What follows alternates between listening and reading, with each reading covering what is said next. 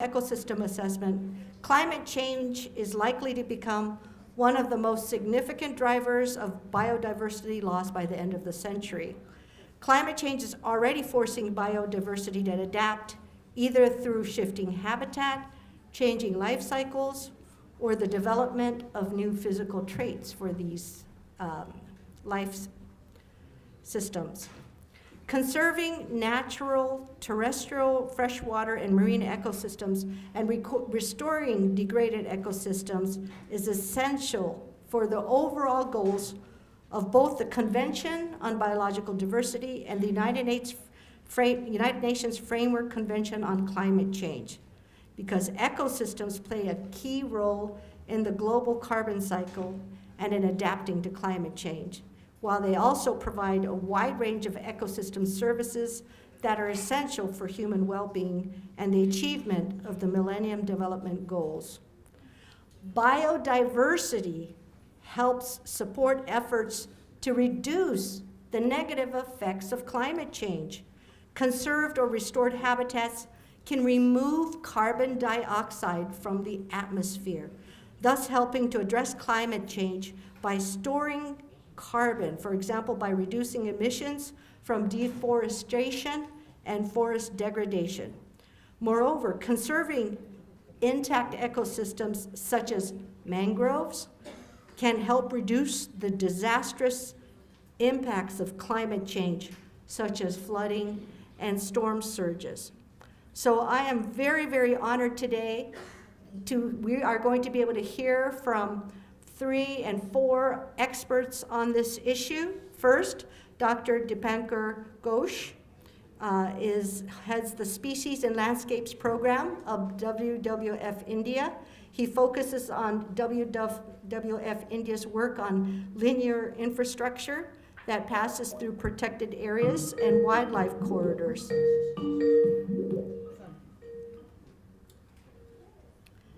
Is that you, Venki?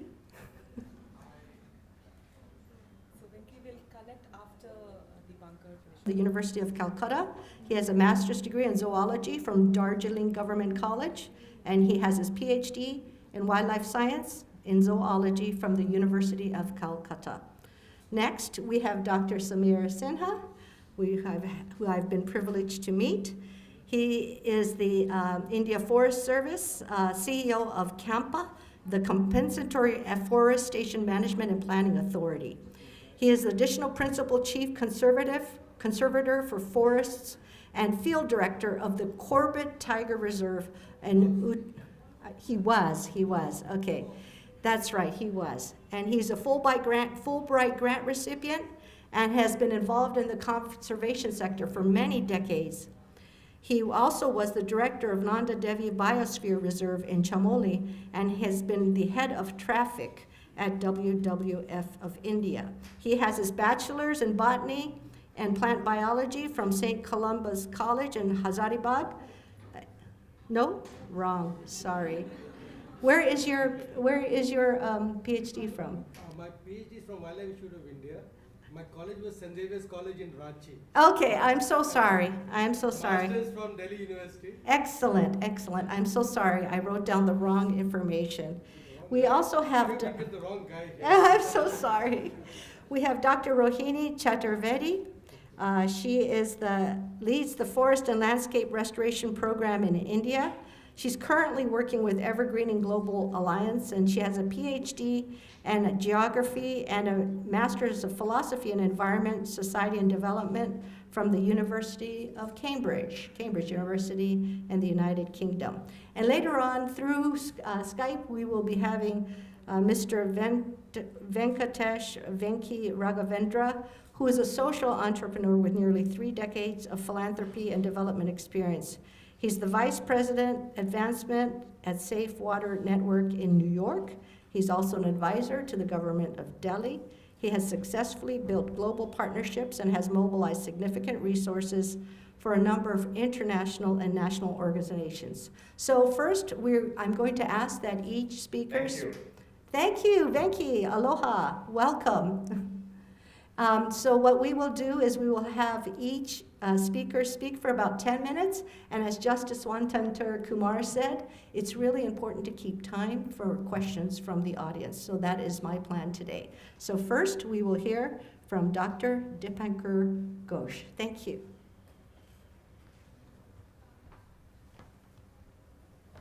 Honorable Justice Wilson, Chair Justice McKenna, ladies and gentlemen. Firstly, I would like to thank OP Jindal Global University, the senior management at WWF India for giving me the dais here. I have been reading about climate change and biodiversity. While thinking about it, one thing came to my mind is that what's happening with tigers? Justice Wilson said that it's his favorite animal, and possibly most of our favorite animal is also tigers. About 5 years back, on a hot summer afternoon, we went to Ranthambore with a friend and his 3-year-old little boy. We were staying in a guest house, and the temperature was 48 degrees centigrade. The boy would shift from one side to another, and that side of the bed would be wet in his sweat. And he said, "How do people live here? It's so hot." When we went to the park, we saw a tigress with 3 cubs, little ones. And this little boy, who had just started talking, he said, "They also must be feeling the heat." We just don't know what's happening. This is it.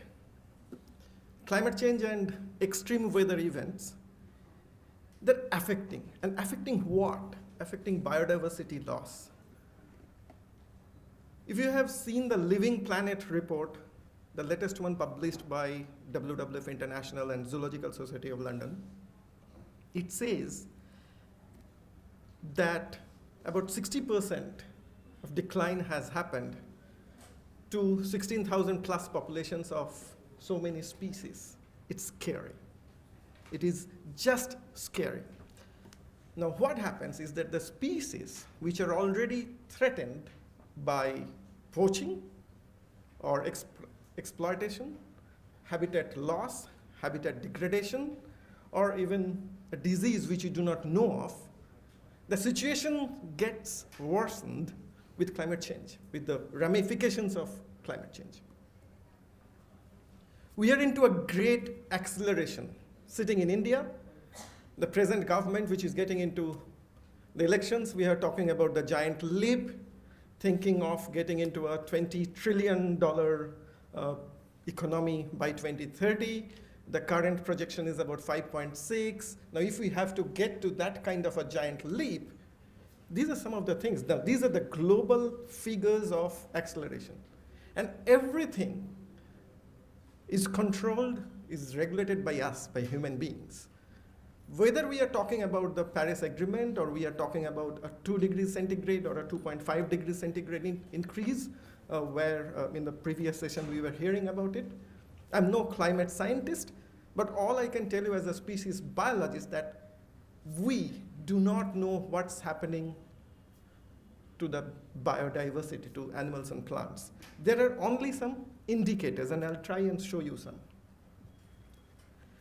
So we have the ecological challenges, and we have 2 sides. On one side, we have climate change, and on the other side, we have this loss of species, loss of natural ecosystems, which means that the ecosystem services, which are important, very important for human well-being, is also on a reducing balance, on a reducing or a downward curve. Now, that's one of the major challenge.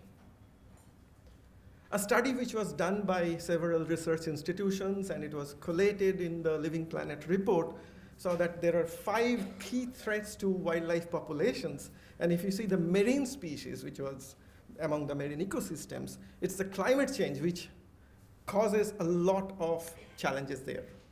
Climate stresses, whether it's just warming, but then what happens? a large part of our food, which comes from the marine ecosystems, whether it's fish or other products, would also get affected. Whether it's spirulina or whether it's a tuna, would also get affected. These are some of the major impacts which have been studied and which have been, I think the research is ongoing by scientists. Now what happens? It increases negative human-wildlife interactions. We don't try to say human-wildlife conflict because we immediately make it a negative. This is a photo from Tejpur. During summer months, the elephants were inside the town, didn't do any damage or any harm to people. But something is changing. Finally, they stopped. They found a little pond and then stopped there. Now, whether they were affected by water stress, whether they're affected by some change in the microclimate, nobody knows. Nobody has done that. But what happens is that we see the ramifications that these interactions are changing, and I know that the next speaker, Mr. Sinha, will be talking more about it. It also provides, climate change provides some kind of a way for invasive species to spread more. In India, we have seen lantana going high up. In fact, Northeast India, which did not have much of lantana infestation, there are now studies going on which says the lantana has reached almost up to 2,500 meters. Now, lantana has been in the plains, in the foothills, which is going up. Now, whether that is an effect of climate change or not, we don't know. But something is linked, and the research is probably long-term research is required. But what we do know is of a 2005 hurricane, which got the cactus moth to Mexico, and the open-toed cactus are getting affected, and I'm sure Professor McKenna knows about it. It's also pushing new species interactions. Red fox have started fighting. These are red foxes, not a red and Arctic fox. It's very hard to differentiate them if you don't see the full-grown adults and individuals fighting with each other. So red foxes have now started going up and then hitting the Arctic fox at that particular altitude. And the interaction is not so good. It's not so positive. The resultant is competition for prey. Prey, which is also affected by climate change. And depletion is also happening because prey is also shifting up. So there will be competition at the higher altitude. And with that will also be human imprints, will also be tourism going on there to see those foxes up there. So whatever happens is that there are cascading effects going on. Range shift, we're talking about mountain gorillas, they're climbing up. But up to how much, up to which point? And one scientist say that they can only go up before they are reaching the summit. But what happens once they reach the summit? And we are not talking about Mount Everest, or we are not talking about Alps, we're talking about hills in Africa. I think the most devastating effect of climate change and warming has happened in the oceans. The coral bleaching, I have talked about fish production and marine fauna production, but coral bleaching has taken devastating effect. It's one of the ramifications of ocean acidification. 30% drop in pH in some of the oceans have been noticed. What happens with the species that we care for in India? Asian elephant. They have certain traits where climate change would not help or would pose a challenge. And if you see, the major one is that limited dispersal ability and also water stress. A large-bodied animal needs about 225 liters of water every day, an adult elephant's requirement. We need about 2.5 to 3 liters, right? Elephant needs 225 liters of water. Well, they don't need a Bisleri or they don't need a bottled water, but they, of course, need pure drinking water in the forest. Do we have enough resources or enough water resources, or are the wetlands in the forest getting recharged, especially in the water-stressed part of the country, to provide water to the 27,000 plus elephants in this country? I think it's time to take up these hydrological studies. A study done by WWF globally found that Asiatic elephants, which are Asian elephants, which are dependent on fresh water, the map basically shows that they are also linked with the areas which gets very high precipitation. So there is a direct linkage, and perhaps the decline of species or future of species, whether decline or stability, will depend on how do we look at hydrology, how do we look at water recharge in those areas. Snow leopard, an usual suspect of which is getting affected by climate change. Again, the major challenge here is that the effects of stress on humans and subsequent changes on livelihood is going to exacerbate the human impacts in the snow leopard habitats. Small populations, and the most important fact about snow leopards is that we don't know much about them, especially from India or from Nepal or Bhutan, from South Asian context. We just don't know enough. Is that what's happening? Is the population really declining? Is the population stable? And when the high altitude areas are getting affected, where I think Justice Kumar was talking about glacier melting, but in the higher altitude areas, what's happening to the prey and how is it impacting snow leopard populations? There's not much data on that. Red panda, a cute looking species of temperate forests, is also the area, that belt in the mountains, especially in the eastern Himalayas, which has seen the maximum development, whether it's colonization of people because of easy accessibility to water, a very productive ecosystem. They're getting disturbed even in the protected areas, and huge breeding stress is kicking into the populations. Populations are not breeding for like last 5 to 6 years in certain pockets where we have been studying. Giant panda, not a species from India, but a well-known species in the whole world possibly, and possibly one of the favorite species after tigers, is also getting challenged because of bamboo, because their primary food is bamboo. And what's happening is that the bamboo, which is growing in fragmented patches where you see pandas, the bamboo range is also shifting, which will also shift the habitats, and habitats are already fragmented. So what I mentioned in my second slide is that we are putting more pressures on species which are already challenged by certain things. But now coming from the charismatic species to very small species like bumblebees, studies found that in Europe and North America, the bumblebees have retreated for as much as 300 kilometers. Now for 300 kilometers, if we don't have the major pollinator, what's going to happen to our food? What's going to happen to the fruits? Now we have been talking about corridors for pollinators. So essentially, the idea is that increase the ability of wildlife and wildlife habitats to cope with it. We are not talking about climate stopping or altering climate change, but talking about, okay, how can we increase the ability of these species and their habitats to adapt to a changing climate? That's from the species point of view or from the biodiversity point of view. And what WWF globally is trying to do is, it's a turning point, 2020 and 2030. And these are the turning points, which is, let's try and bend the curve.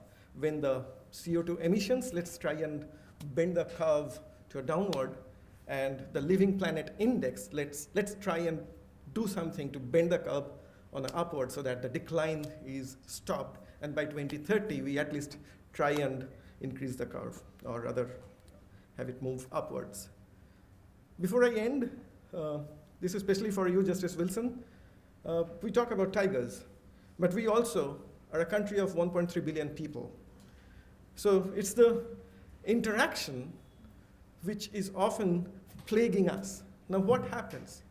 This particular patch of forest, which is traditionally used to be a corridor, has been occupied by people, by shepherds, and people who do not know how to interact with elephants. It has been occupied in several parts, but in one part where people have come from a different area, a different district, who have never interacted with wild elephants, that's creating a challenge for human well-being. So the focus that I'm trying to put some stress on it is to maintain connectivity and conserve corridors. Perhaps these corridors will facilitate climate adaptation for species, which can move across different ecosystems, which can move altitudinally, or which can even, in case of extreme weather events, which we see in Kaziranga, or which we see in some of the Tharai areas, which gets flooded annually, these corridors will facilitate animal movement or large species assemblage movement into safer habitats. Thank you so much. Thank you.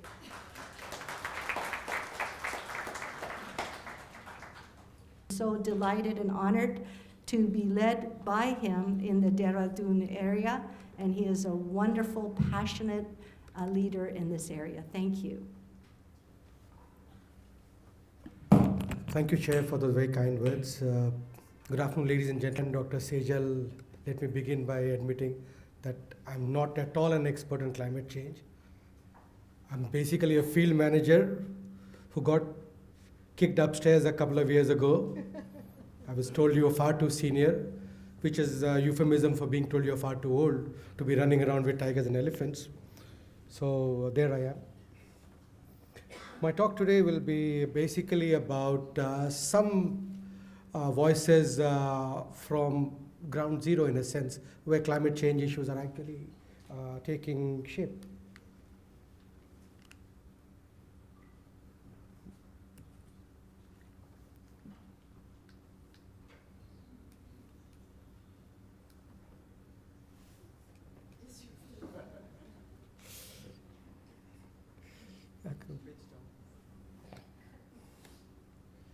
I have a slide to address this at the end of my talk, and we'll come to that in a moment. I also want the elephant to stay there. Anyway, can we do something about it? Huh?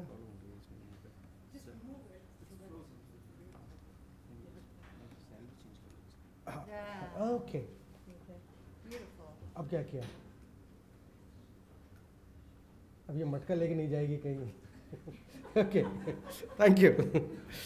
See, the idea of these few slides is to just give you an essence of what our incredible country is all about. It's about a lot of people, but it's also about a lot of biodiversity. And that's why we are very proud to call ourselves Incredible India. And it's important to note that most of these species that we're talking about are species which are long-ranging animals. 1.32 billion people, world's 18% livestock population, 8% of the biodiversity, nearly 65-70% of the world's wild tigers, Asian elephants, Indian rhinos. That is quite a lot. And more than that, coming to domestic biodiversity, we have so many varieties of rice, so many varieties of fruits like the mango. And we are one of the few countries where we have managed to stabilize its area under forest cover, despite what everybody might say. But that is also something that is documented and well acknowledged. But what is also important to acknowledge that we are living in an era which has now been described as the Anthropocene, and also the age of the sixth extinction, where a lot of changes now are happening precisely and primarily because of the interference of human beings. And because of this, the issue of climate change has now come to occupy center stage. But I also suspect that not only because of the fact of what climate change can do or what it is doing, but also because it has acquired a sense of glamour in the world, so that it is fashionable now to talk about everything with a linkage to climate change. So I think that's also something that makes us complacent in a way. There are a lot of changes happening around us if we look at patterns, and I don't need to repeat. My colleague Dipankar talked about that a short while ago. But it is this erratic nature of changes that is beginning to cause a problem. As a forest officer, one of my biggest nightmares is fighting forest fires. And the pattern of forest fires as we know it in my 30 years of professional work, that is changing far too rapidly for us to be able to contain it. And that is something for which we really don't have any answers in the sense of why it is behaving in that pattern. This season, places like Mussoorie have received 5 spells of snowfall, which is not very usual. But at the same time, when I left Dehradun last evening, it was pretty warm, which is quite unusual. That over a period of time, in a short span of 2 days, and suddenly the temperature rises so rapidly. And the issue of phenology changes in terms of early flowering and how that impacts. The most important thing that climate change is going to do to us is this whole issue of species range shifts that Dipankar talked about.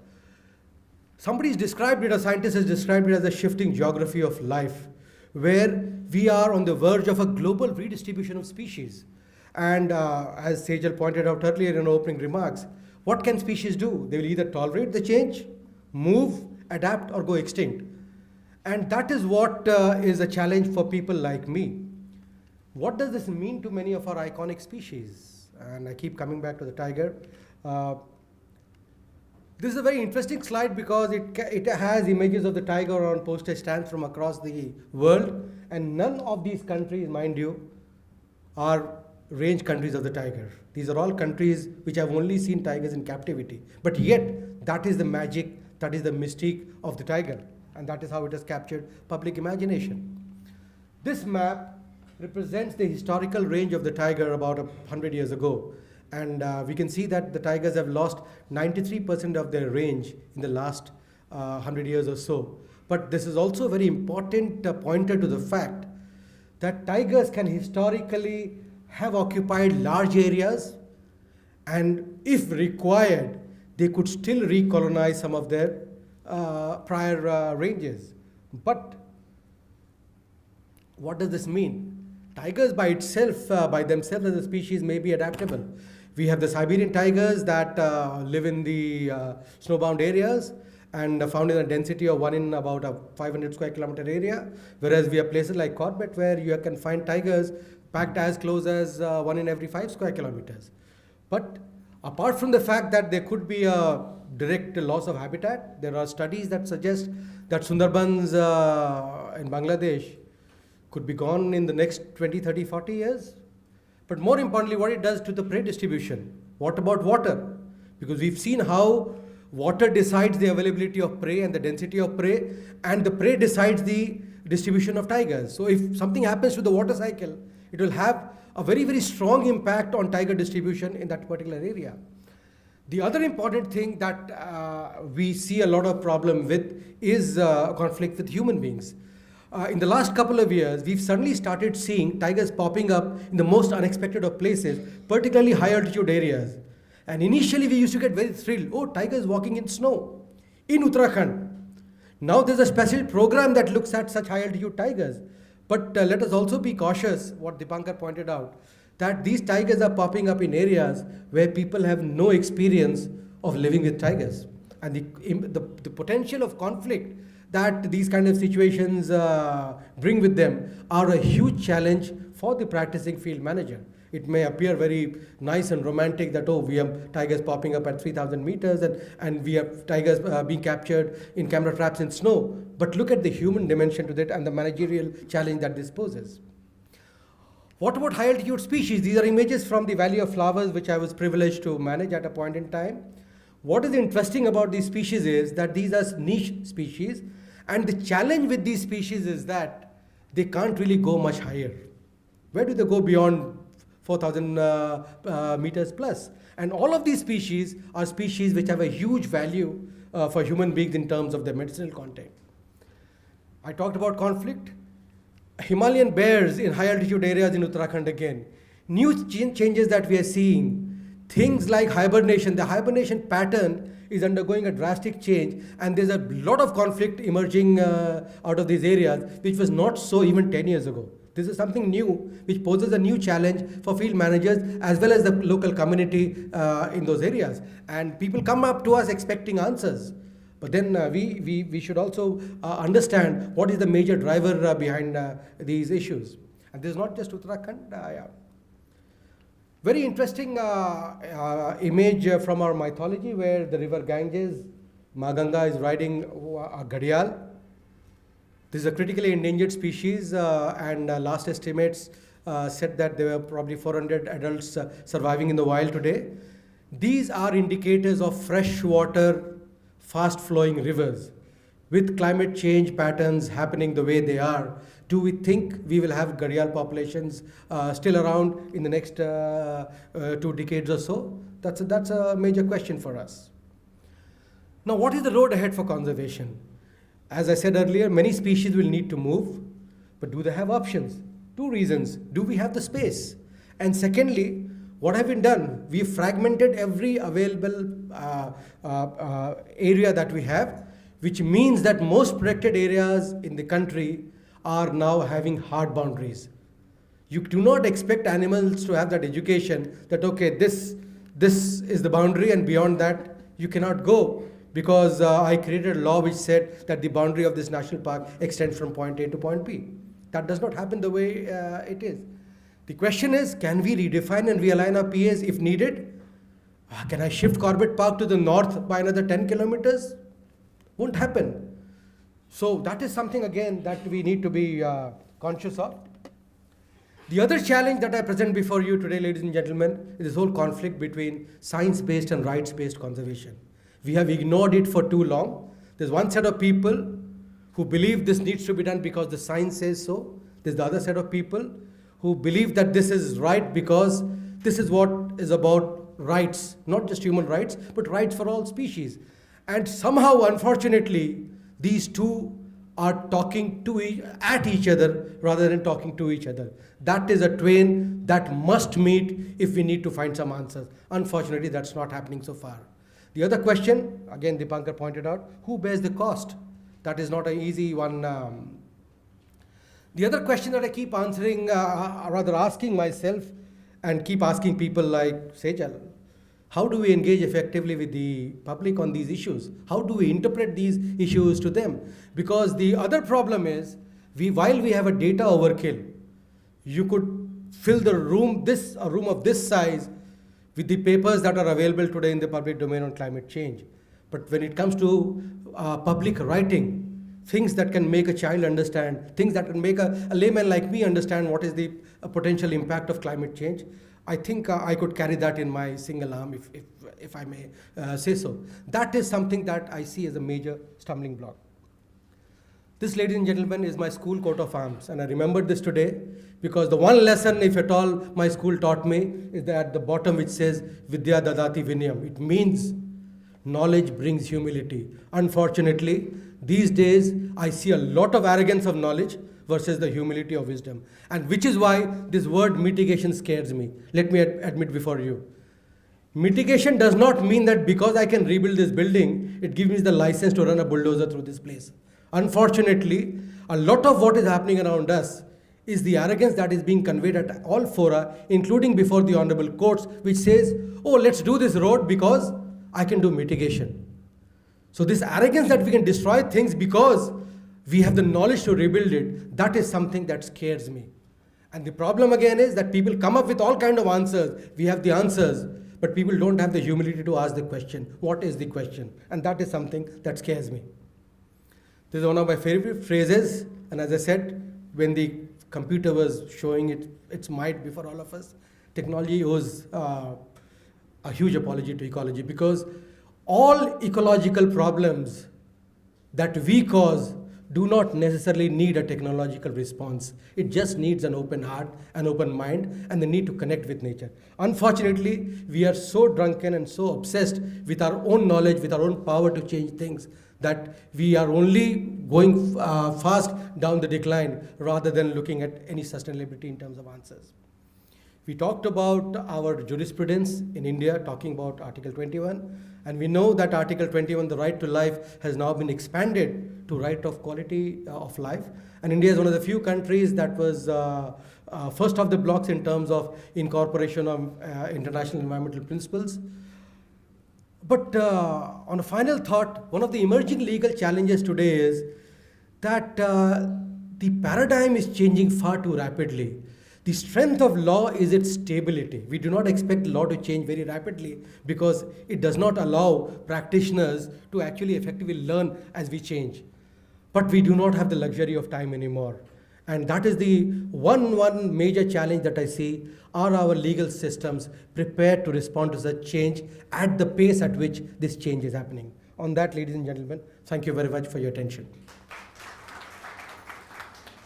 Thank you.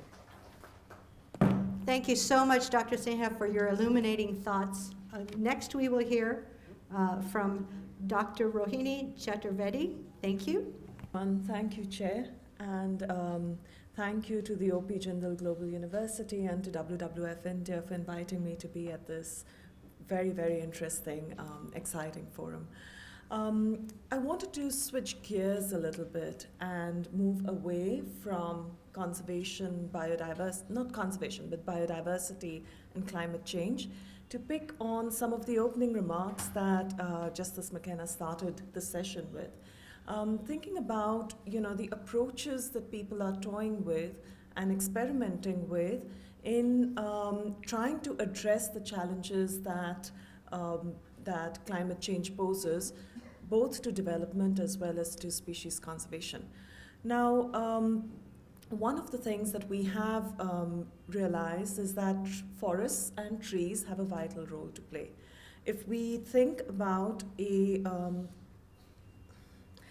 sort of 1.5 degree scenario, or we think about a 2-degree scenario, there is no way we are achieving what we want to achieve and what we've committed to without effective conservation and restoration. And the reason I'm looking flustered is because this isn't working.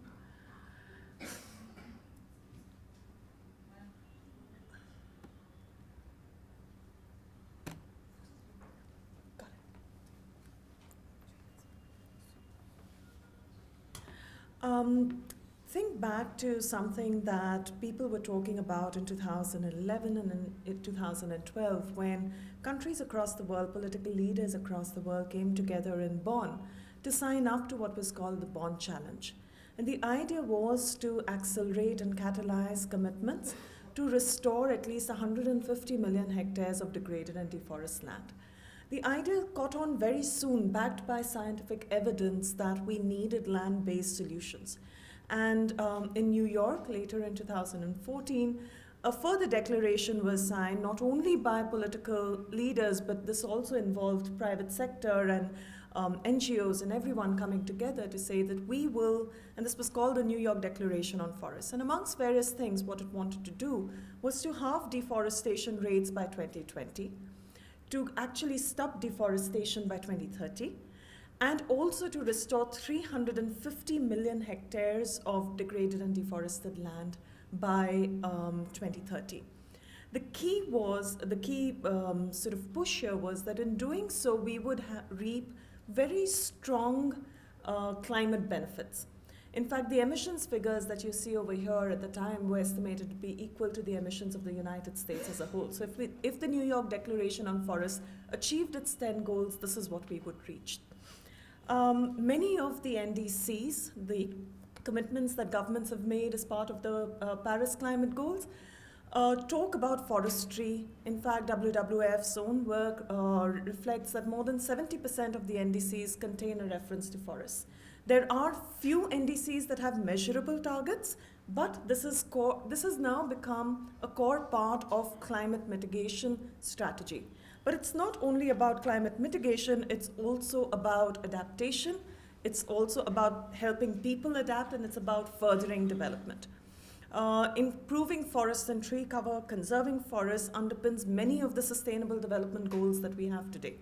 And what we're looking at is, both within the climate sector as well as the development sector, is a multi-pronged approach that looks at a variety of different types of lands that are supporting forest and tree cover. So you could have intact forests, there could be good quality forests, there can be degraded forests, there can be completely deforested lands that are now being used for other purposes. Urban centers, for one. Now, the rationale here is not that we do away with urbanization, but how do we make urbanization more climate friendly? How do we integrate green cover with urbanization? Similarly with agriculture. And as we think about this, the key that's emerged, some of the key themes that are emerging are around urgency, around integration, and around scale. And therefore, what people are advocating today is a landscape approach that essentially looks at multiple different types of lands at scale. So what you can see on the screen over here, there's a hill that's forested, there are agricultural fields, they have some amount of tree cover over there. There are also sort of forests in the foothills that can be used to deliver in many ways. So essentially looking at, areas that have multiple uses, that have people. These are not areas that are devoid of people, but where we can do multiple different types of things. So it's not one bullet, it's actually a combination, it's a suite of different interventions that we pull together to generate multiple ecosystem services that we care about. Food security is a great one. How are we going to, how are we going to feed our rapidly increasing population by 2050 while retaining our forests and dealing with the impacts of climate change and agriculture? It's a big question that people across the world are thinking about. So the key over here is to think about ways in which different ingredients can be brought together to suit a particular place, to think about solutions that emphasize right use, right place, always with benefits to local communities. So people are a part of this narrative, they are strongly part of the development agenda, and they cannot be forgotten. However, the landscape approach in theory sounds really interesting, but it becomes increasingly complex. We are looking at sociology, we are looking at economics, we are looking at politics, and law and policy has a major, major role to play. Some of the challenges that we face is around insufficient, fragmented regulatory frameworks.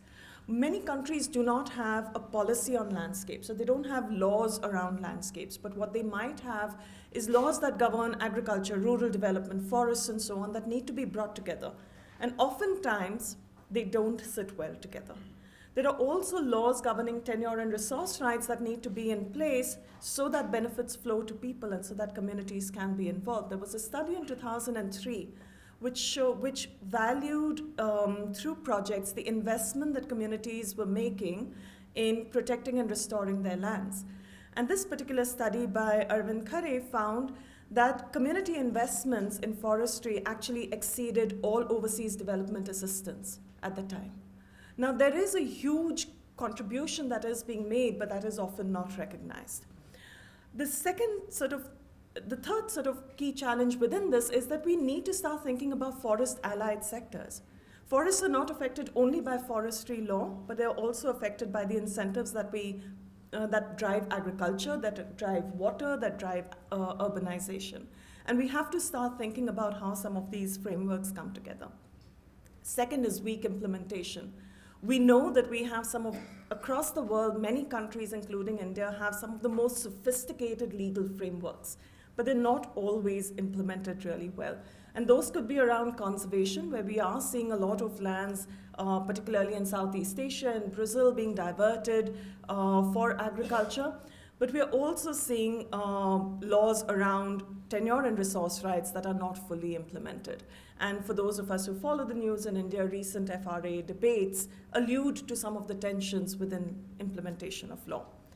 The third, of course, is low public awareness of law. I mean, how does law translate to this one person who's part of a forest protection committee in a village, looking after a patch of forest and wants to derive bamboo benefits? How does she know what she's allowed to do and what she's not allowed to do, right?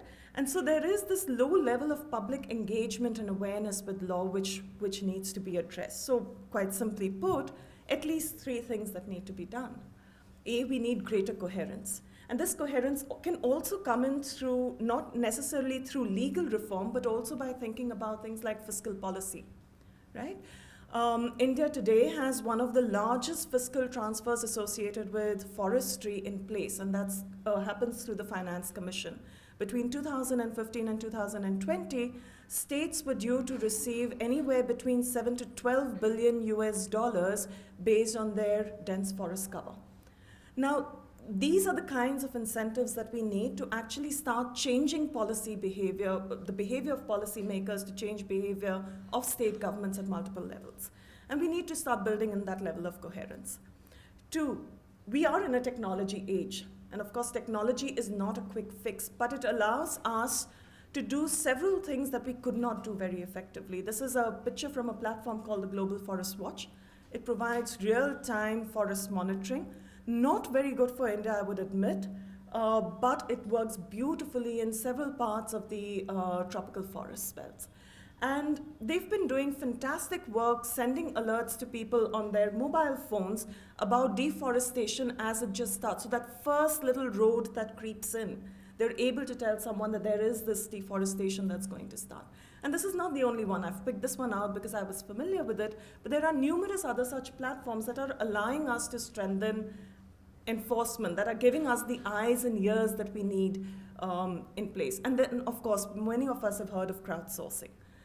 The third one that I do want to pull out over here, and of course these are not panaceas, these are not silver bullets, but at least three really critical pieces, is around recognizing indigenous people's rights, recognizing tenure. A recent study that was released last year from the Rights and Resources Initiative found that over 500 million hectares of forests in the world are being protected by indigenous people and local communities.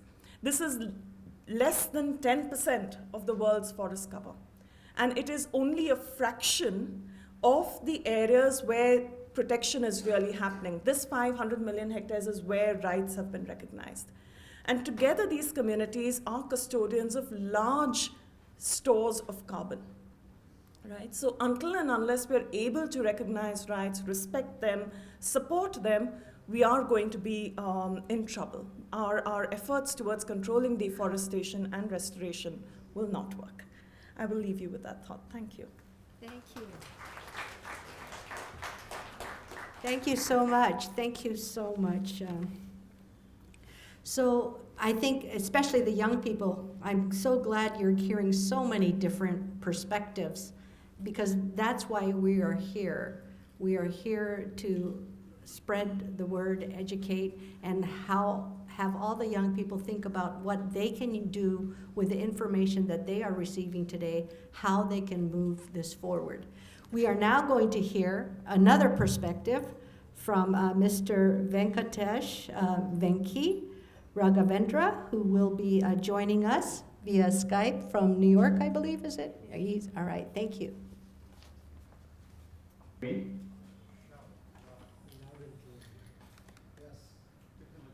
Okay. Well, let me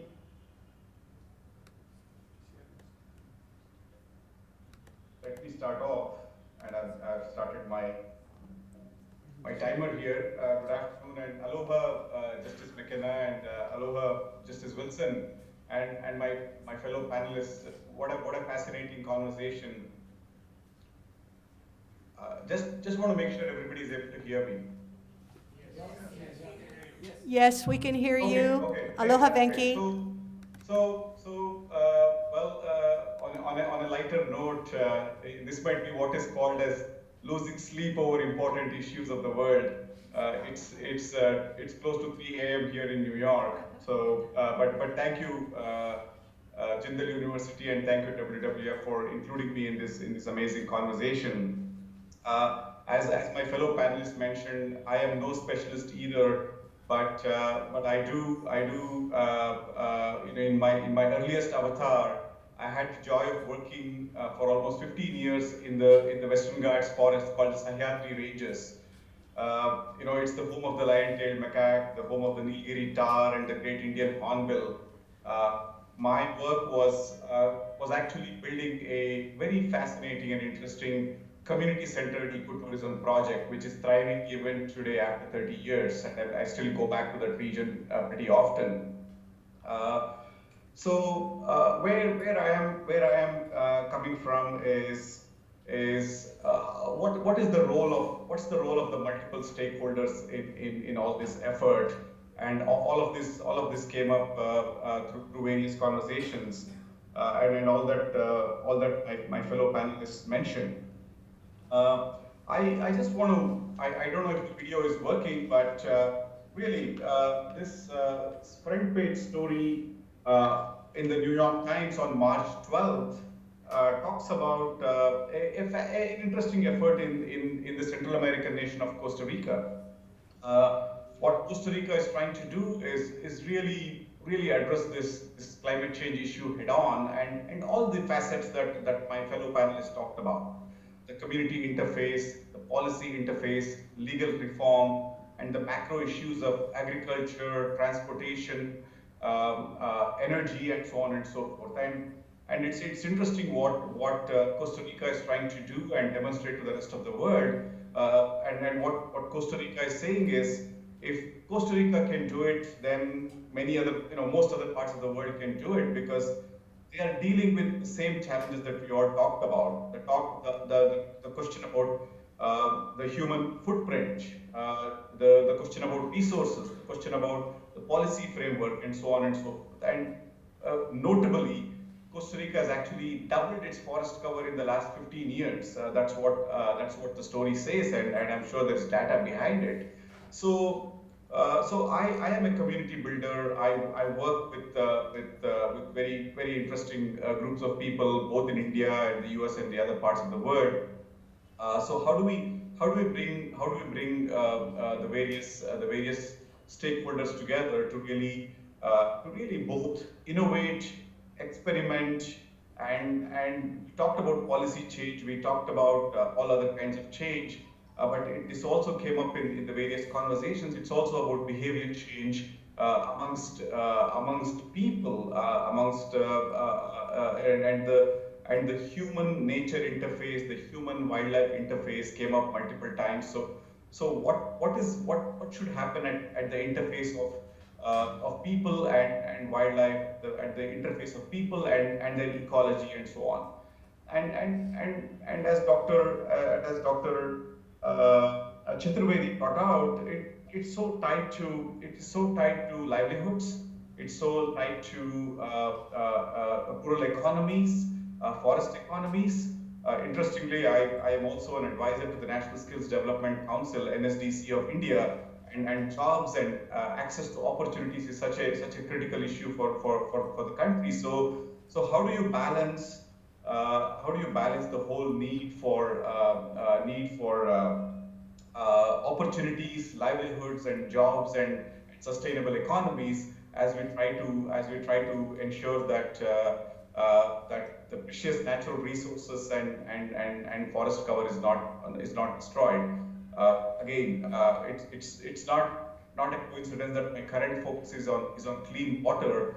I do work with an organization started by late actor Paul Newman called Safe Water Network, and I deal with the issue of water on a daily basis. I'm working currently in the states of Telangana, Maharashtra, Karnataka, and my home state of Karnataka, and other states of UP and Rajasthan and so on. And we work closely with the Niti Aayog and Government of India on the issue of water. But again, all of these critical natural resources raise this very important issue.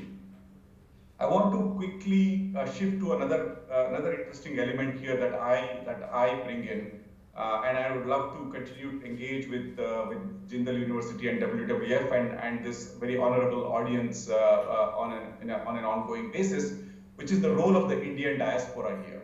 Right? In fact, this Costa Rica article is written by a Indian journalist, a journalist of Indian origin, Somani Sen Gupta, who interestingly is the global bureau chief of the climate change desk that the New York Times has created. So what's the role of the diaspora here? I work with think tanks, I work with various universities here, I work with a lot of the successful tech entrepreneurs, and the question of technology came up multiple times. So how do we engage the diaspora, especially in the Indian context? Is there a role for the diaspora?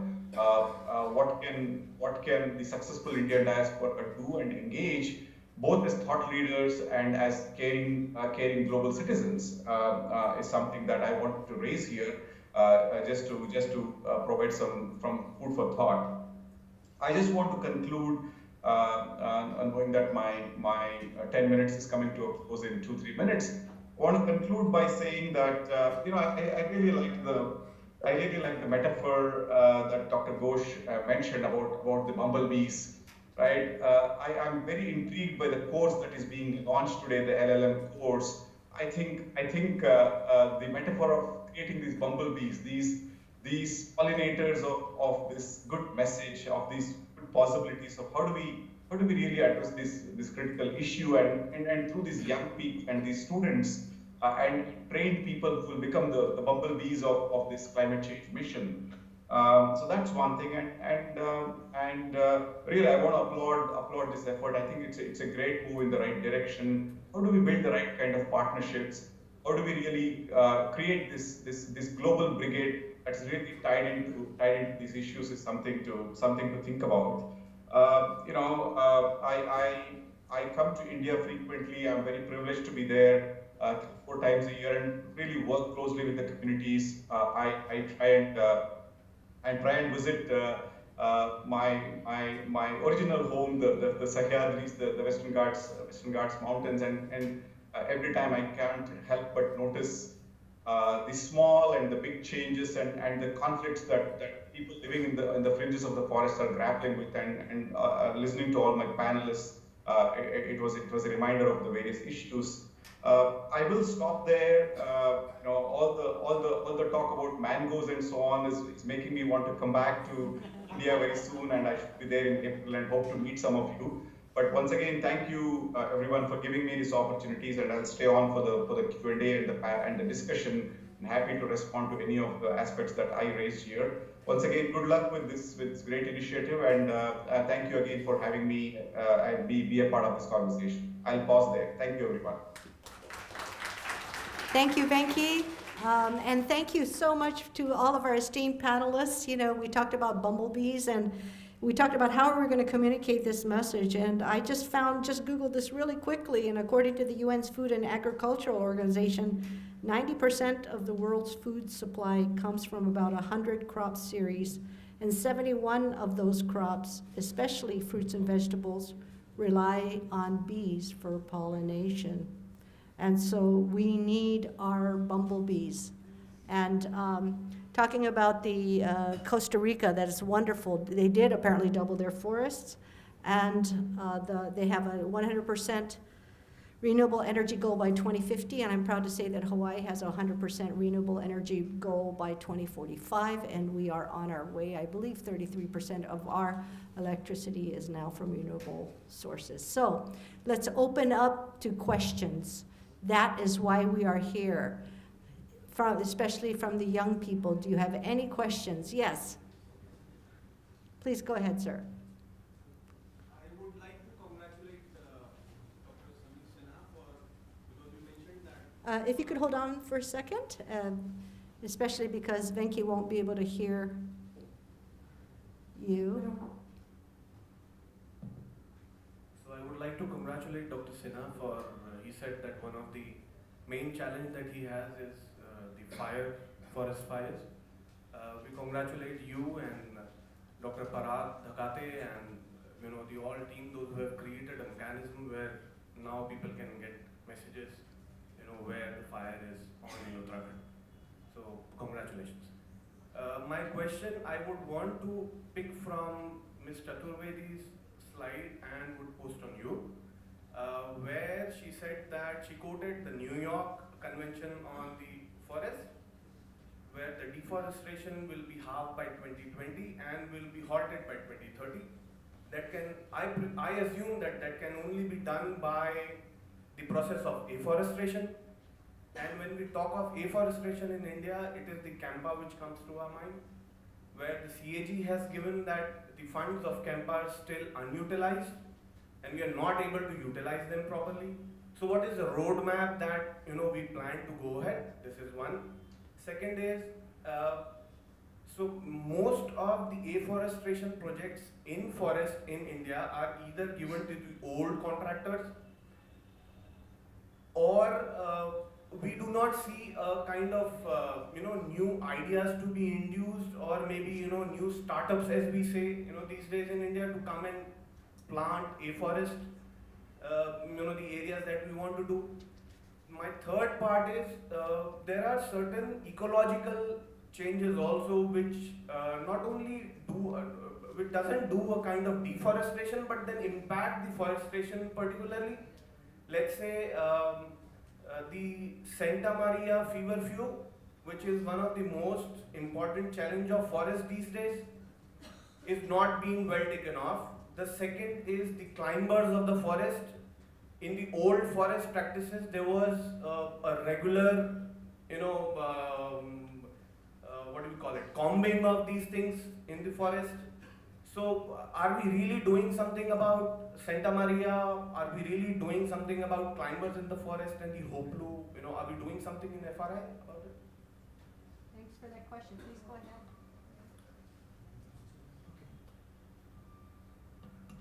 Thank you. I will try and answer in stages. The first question about CAMPA.